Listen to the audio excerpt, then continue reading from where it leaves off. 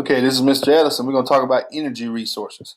The next two sections we're going to have just only one set of vocabulary words because they're pretty much interchangeable. So basically what we're going to be talking about is how we have all these different ways to get energy that we can do everything, like, powering your phones, your houses, your cars, and everything. So let me get this thing set up right quick. Slideshow. I want to do play from the start. Okay, that's going to take forever because my old computer from 1997 is still working. But okay, so our first thing is non-renewable energy resources. So these are the energy resources that once you use them, you can't really use them again. Once you burn a piece of coal, you can't use it again. Now, coal is one of those things. It's what we call a fossil fuel, and they take millions of years to form. So it's not like you can go out there and grow some coal or some oil or some natural gas, and it'll be there in the next month or the next year.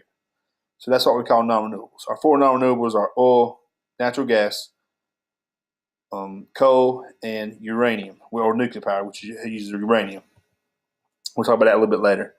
Okay, the opposite of non-renewable is renewable energy resources. These are the ones that we use over and over. It doesn't take as long to replenish them. Our examples would be solar. I mean, the sun's always shining. It's always going to be there. Geothermal energy, which is the heat from the earth. That's there. It's not going away. Wind energy, hydroelectric power, which uses water. Even biomass and biofuels. When you burn a log in a campfire or a wood stove, you're burning that wood up. Now, you can't use that same piece of wood, but you can grow a tree, and a tree will probably take, about 20 years maybe to grow? 10 to 20 years? That's a whole lot less time than a million years. Okay, fossil fuels, our next word. We've talked about it a few minutes ago, a source of energy that formed from the remains of organisms that lived millions of years ago. It's crazy that every time you go to the gas station, you're actually pumping the remains of dinosaurs in your gas tank. That's crazy, isn't it? As I said, the three main fossil fuels are coal, petroleum, and natural gas. Coal is like the solid form. It's a black rock. It's one of the number one ways we make our electricity in the United States. Petroleum is another word for oil. It's the liquid version, and we use it mainly in our transportation. That's what we use for fueling for all our cars, planes, everything.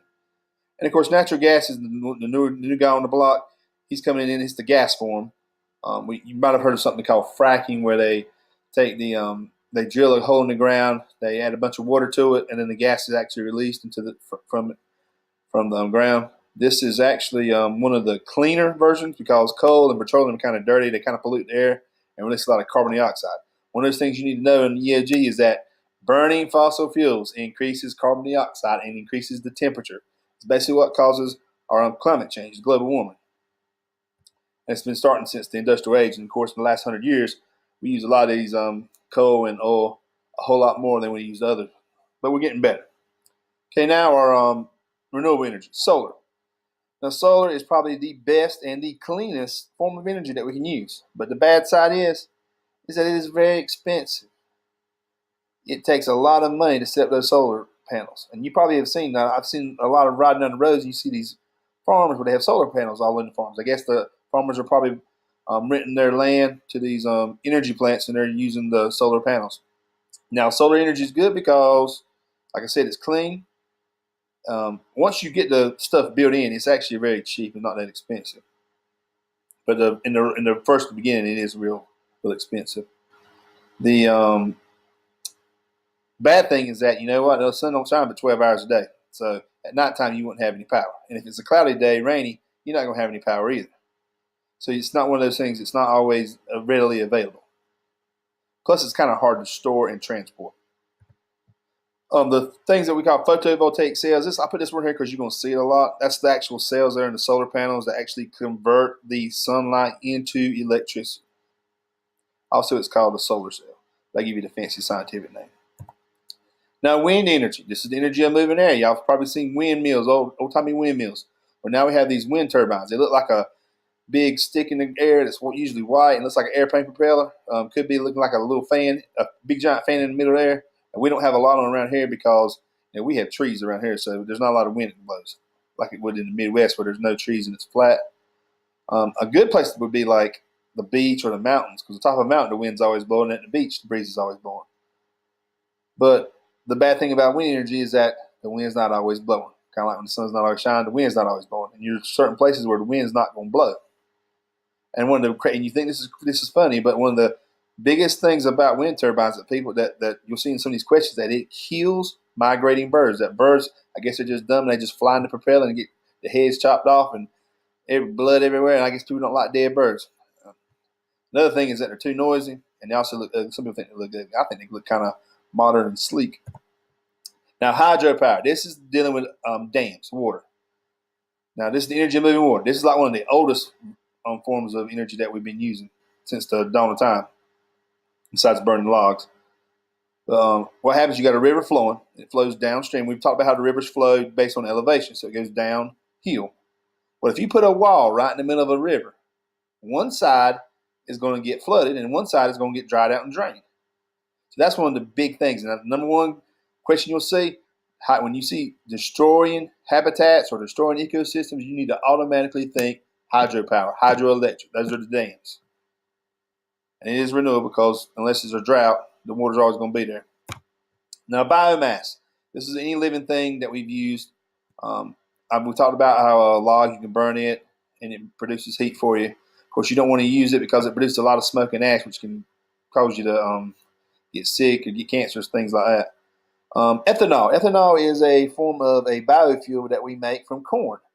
And you've probably been to the gas station. You've seen on the gas tank little things that say certain percentage of ethanol because we put a little bit of corn in our fuel, which is kind of crazy, isn't it? The bad thing about that is that we're using this corn to actually use it for fuel and less for land, for feeding people. So the farmers and the energy people are kind of at odds because they're trying to use their land and they're fighting over the land where they can what they're going to use the corn for. So that's one of the bad things about biomass. Plus, it's a lot of research. Algae, they're starting doing a lot of research on algae and see what kind of biodiesels they can get from those things. And this is what, like I said, this is one that they're doing a lot of research on. Nuclear power. Now, this is the one that involves the radiation, uranium. It's a rock. It's very radioactive. They mine it, and what it does is it produces energy, and they make these little uranium rods that what happens is it heats up water, and the water starts to steam.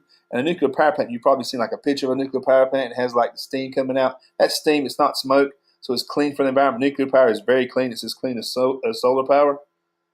But the bad thing is nuclear's got a bad rap because a lot of people think, oh gosh, nuclear power plant, it's gonna have a meltdown and we all gonna blow up. It's gonna be an atomic bomb. There's only been 3 accidents in the world: 1970s at 3 Mile Island in Pennsylvania, Chernobyl in Russia in the 1980s, and just recently we had in Japan they had a tsunami earthquake that kind of messed up a nuclear power plant. They've had 3 of those, and that people are scared of it. However, when you look at coal, oil, and natural gas, there's probably been like hundreds of accidents. Yet we still do that because it's cheap, and nuclear power is kind of expensive to build an actual plant because you got to house all that radioactive stuff. But the thing you need to know is that heat can kill fish in local water. Because what happens is they have to dump all that hot water that they're using to cool those uranium rods, and it kills the fish. If you've ever been to Sharon Harris Nuclear Power Plant, there's a lake there probably somewhere, and that's probably, I don't know if they have good fish, a lot of fish there or not. And I guess I'd have to go there and see. Now, the last one we're going to talk about is geothermal. Geo means earth, thermal means heat. That's energy from the earth. Now, that's not really good to use everywhere because you got to find pockets of it. It's really good if you're in a volcanic area like Hawaii, Iceland's country, Iceland over in Europe. Their whole country is pretty much 90% run on geothermal energy. So they probably don't burn any coal to produce any of their electricity like we do. But like I said, geothermal, it's really nice, but you got to be in the right spot to get it. And that's pretty much it. I'll see all y'all good people later.